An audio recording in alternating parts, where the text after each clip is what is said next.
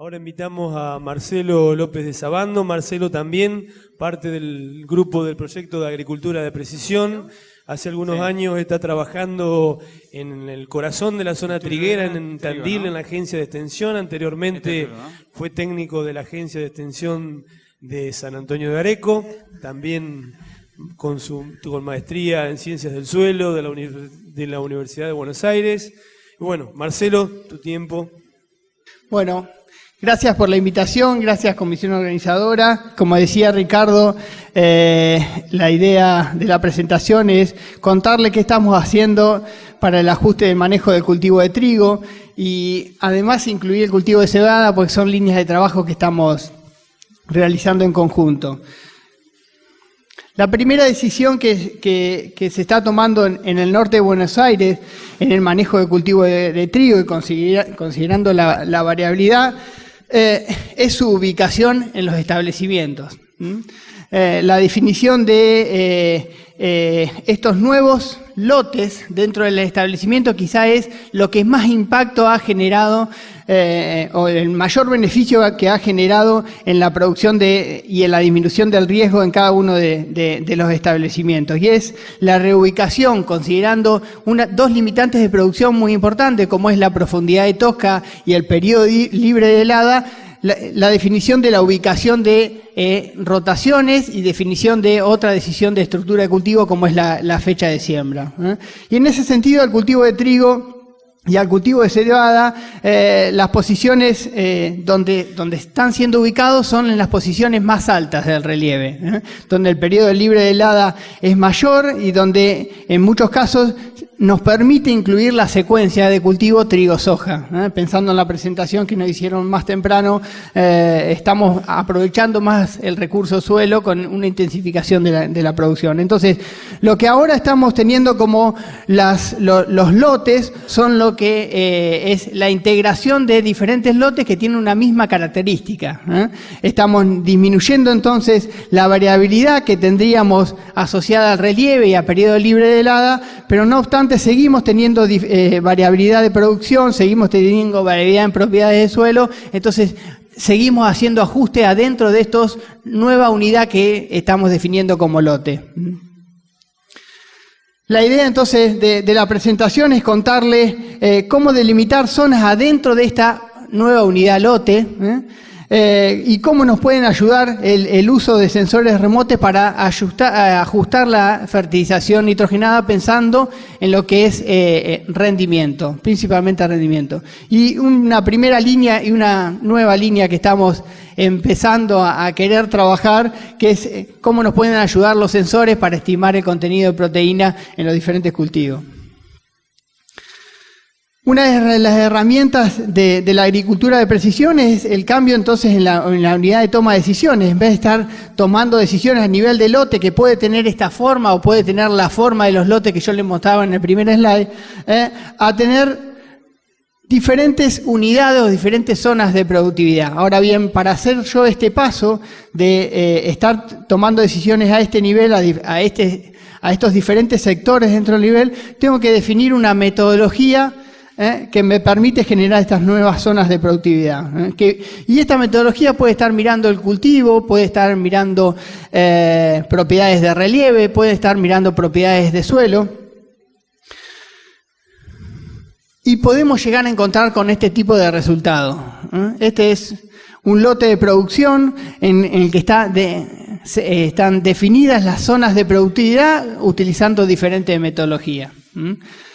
Vemos que tenemos lo que podríamos denominar una zona de productividad alta, una zona de productividad media en color gris y una zona de productividad más baja en color blanco, y el patrón de distribución no necesariamente es semejante. Esto es lo que nos pasaba en el norte de Buenos Aires.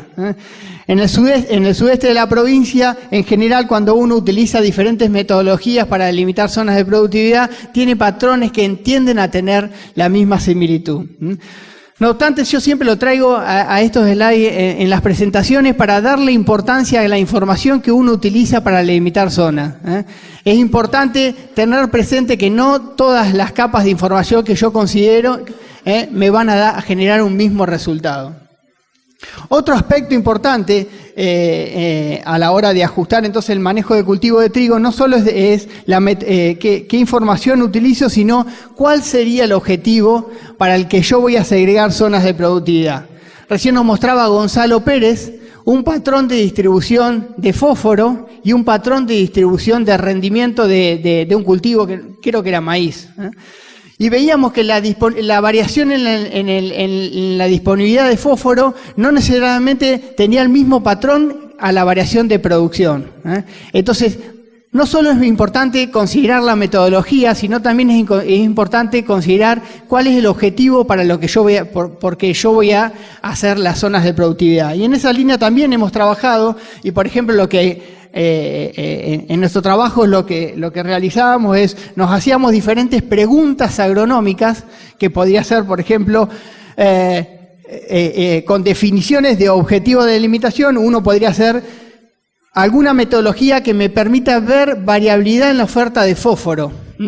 Y en ese sentido, en este caso, para este trabajo nos generó un resultado, era ver el relieve. El relieve nos mostraba...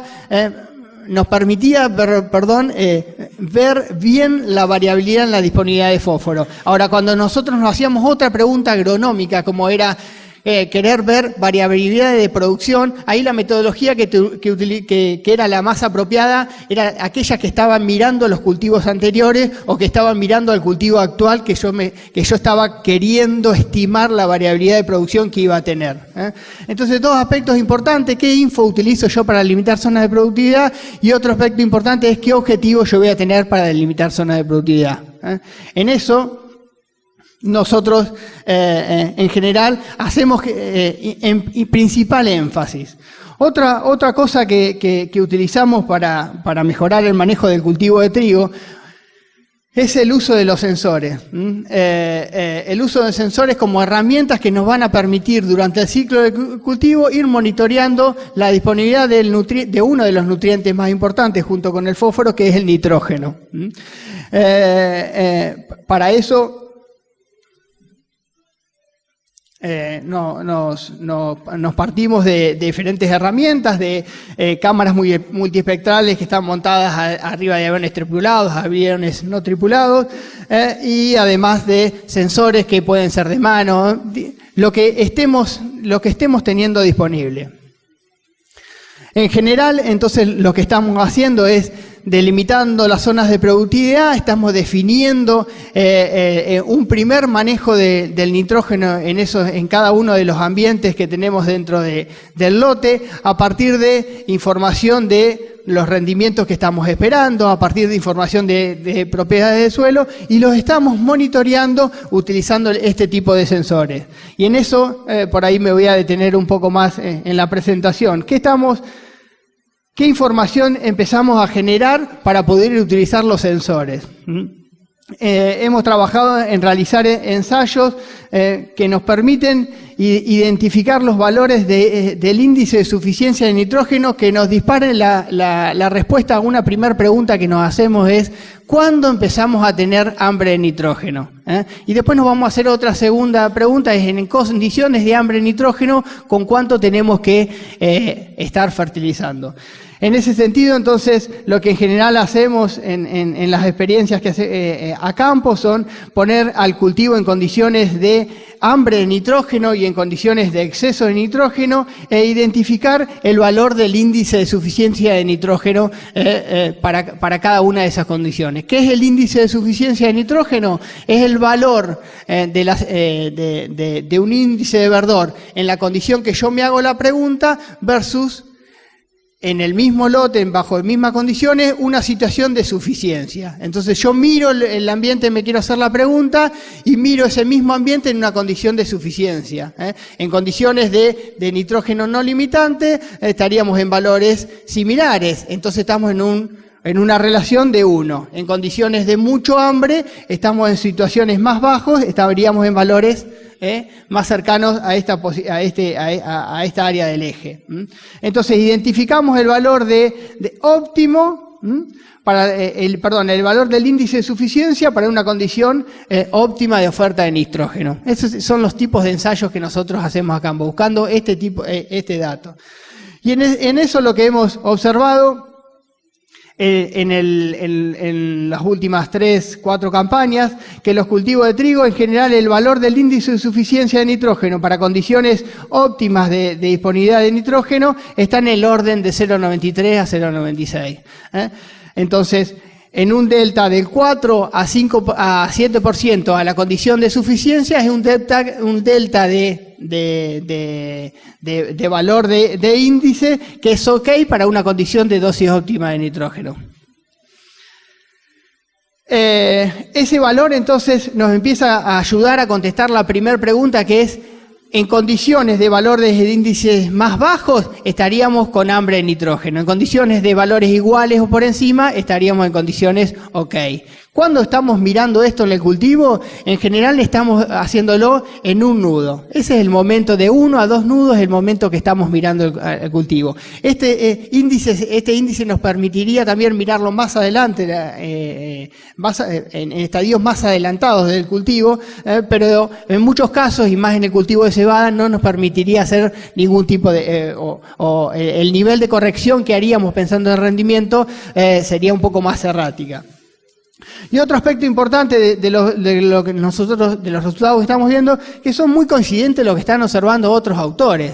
Entonces eso, la verdad, que nos da aliento a lo que estamos viendo, estamos validando en nuestra zona, tendría respaldo en otras situaciones. En una zona mucho más costera de los trabajos que estamos haciendo nosotros, en un área que está más cercana al mar, a Reus y Calvo le da similares valores. Y en el norte de Buenos Aires, a Zubillaga le ha dado similares valores. Entonces, la verdad que nos gustan mucho esos datos. Lo que sí nosotros hemos observado que tenemos mucha delta de producción en los ambientes que exploramos. Vamos de valores de 1.500 kilos en el barrio de González Chávez a valores cercanos a los 9.000 kilos en condiciones de mucha mejor aptitud, como es lotes de Tandil.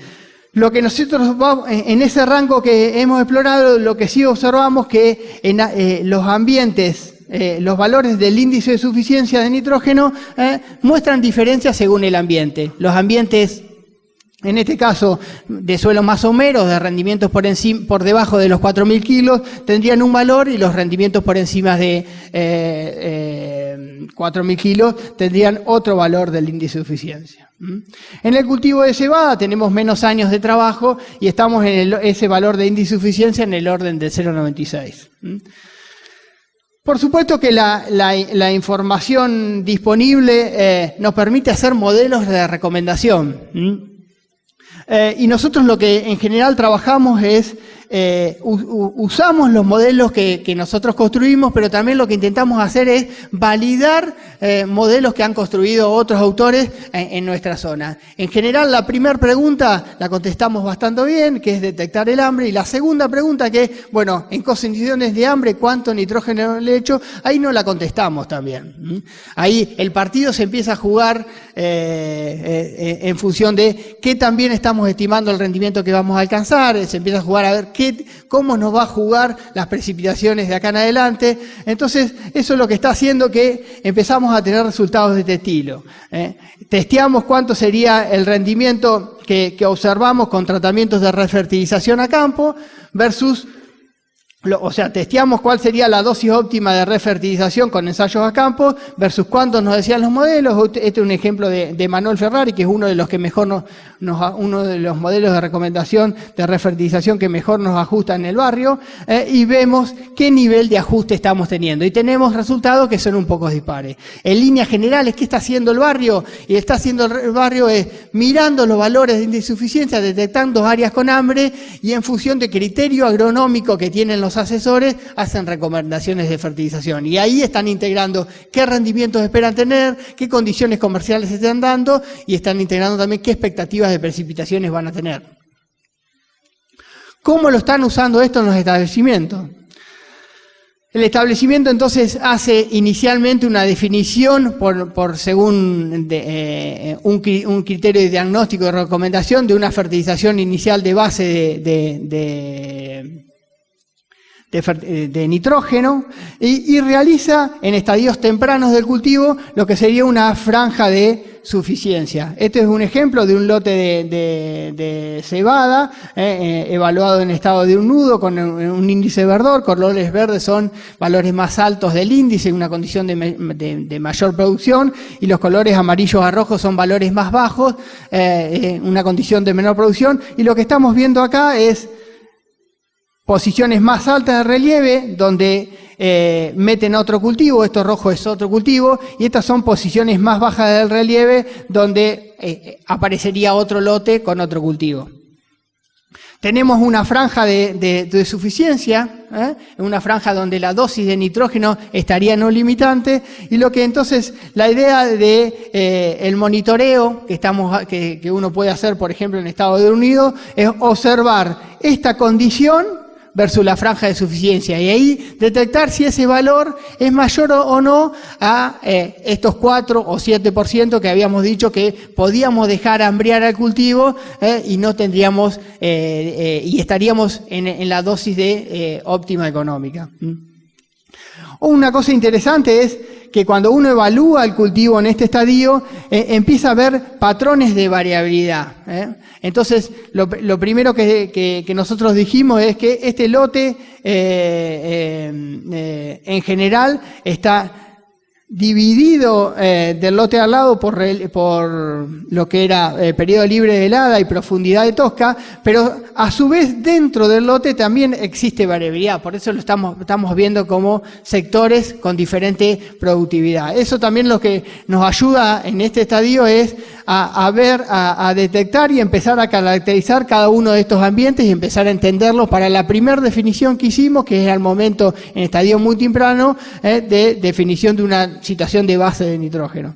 Bueno, entonces en este estadio tenemos la franja de suficiencia que tiene valores diferentes según la condición por donde pasa la franja de suficiencia, no es un único valor.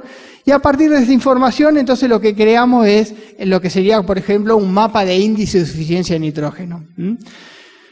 Donde tenemos valores más azules, donde estaríamos en condiciones de celeste o azules, que estaríamos en condiciones de no necesidad de nitrógeno, y condiciones de amarillo a rojo en condiciones con una situación de mayor deficiencia. A partir de esta información, los técnicos del establecimiento toman decisiones como esta, que son recomendadas. Este es un ejemplo de una recomendación de refertilización en un lote.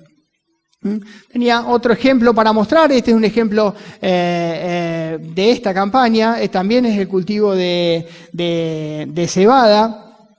En este caso un lote que tiene terrazas, por eso vemos las franjitas negras, y lo que estamos, cuando aparecen las terrazas en el lote, estamos un poco más complicados a la hora de realizar la franja de suficiencia, porque por lo general el mosquito no puede pasar por las diferentes áreas del lote, entonces muchas veces las hacemos acompañando las terrazas, pero la metodología es similar. Hacemos la evaluación en estado de un nudo, hacemos la definición de zonas de productividad, miramos el valor del índice verdor de la franja de suficiencia para cada zona de productividad, y chequeamos el valor del índice de suficiencia, que acá tenemos el valor de índice de suficiencia, y a partir de eso hacemos recomendaciones de refertilización.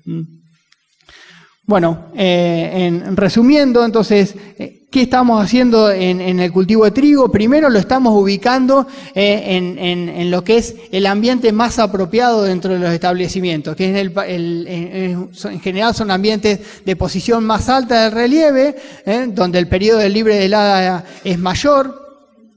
Y en muchos casos lo estamos poniendo en condiciones de profundidad de perfil limitado, pero es el cultivo que de la rotación que es menos o que se hace en la región, que uno de los cultivos que menos es afectado por la profundidad del perfil.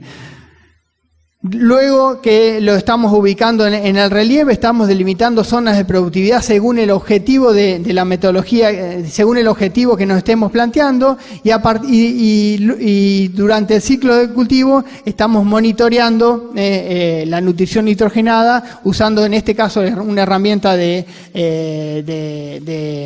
lo que serían sensores montados en ocasiones en aviones tripulados y en ocasiones en aviones que no están tripulados. Bueno, muchas gracias.